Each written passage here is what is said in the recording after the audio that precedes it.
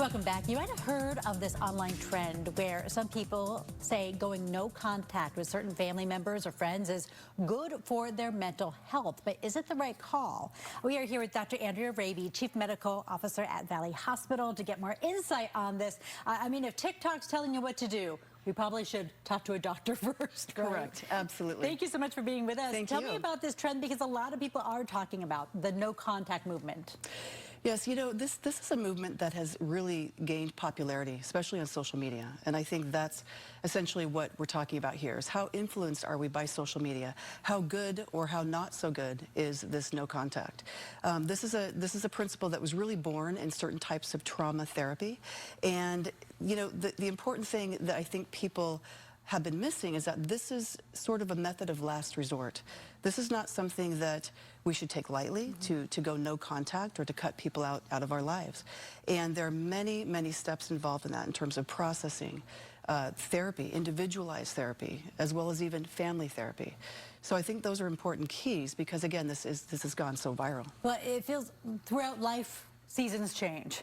Exactly. Friendships change, relationships change, they can ebb and flow, and sometimes, you know, you think of a boyfriend-girlfriend relationship, romantic relationships often end, and no Correct. contact may be the way that you go. But when you're talking about no contact being the last resort with people who, a sibling, a family member, what are those first resorts? Right. And how do we emotionally prepare for those tools? I mean, you know, the first resort, bottom line, is communication. Communication cannot be underscored enough.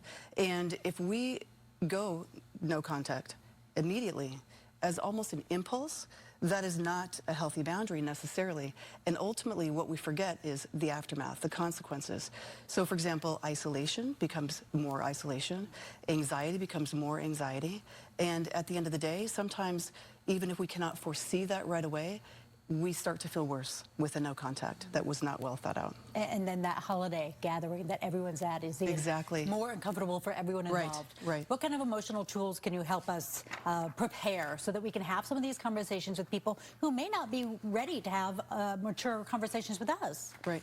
I think the emotional tools are really taking a deep breath, again, taking a step back and bouncing it off people as well, your feelings and your thoughts, not necessarily on the person you want to go no contact with, but your friends and family that you are in contact with. And there's nothing wrong with reaching out to a mental health professional to also process this, go over this. Why do you want to go no contact? You know, certainly no contact does have its purpose in some situations, especially when we're talking about violence or domestic violence or addiction, those types of things. But again, you know, this is what we call a silent epidemic. I mean, one third of Americans are actually going no contact. So this is something we really have to think about. And maybe some earlier boundary setting could have saved a piece of that relationship. So help me set some boundaries. How do we do them? What should we be looking at? Yeah, setting boundaries is incredibly important. I cannot say that enough. But setting healthy boundaries is, again, communicating, looking at what do we want from that boundary.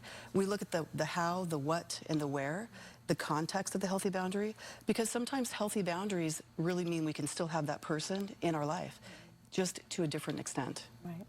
How do we have that conversation of saying, when you yell, I don't respond well, or whatever that case may be? Exactly, and we let that person know, we communicate with that person, when you do this, this is how I feel. So if this happens again, full warning, then I'm going to stop the conversation, right?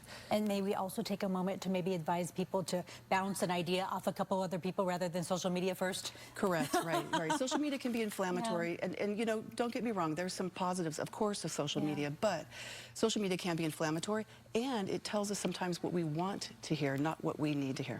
Doctor, thank you so much. Thank you.